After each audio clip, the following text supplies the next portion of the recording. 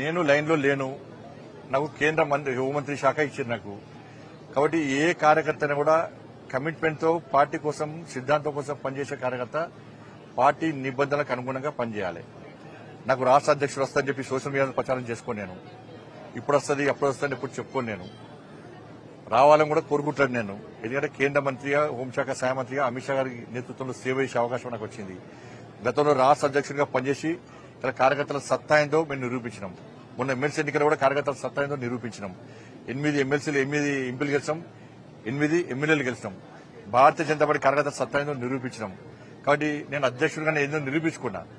కాబట్టి నేను అందరి లెక్క ఏదో ఇప్పుడే వస్తుంది అప్పుడే వస్తుంది వచ్చింది నన్ను కలవండి అని చెప్పి చెప్పుకునే ప్రయత్నం మా పార్టీలో జరగదు. అది అటువంటి పద్ధతి మా పార్టీలో ఉండదు.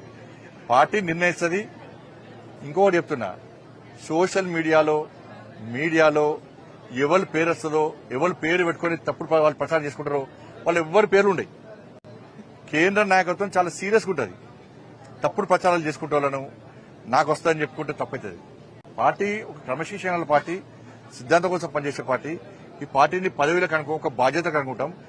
జాతీయ నాయకత్వం ఏ నిర్ణయం తీసుకున్నా దానికి కట్టుబడి ఉండాల్సిన బాధ్యత, కమిట్మెంట్ తో పనిచేసేటువంటి జాతీయ భావాజాలం గల సిద్ధాంతం కోసం పనిచేసే కమిట్మెంట్ కార్యకర్తకు ఉంటుంది.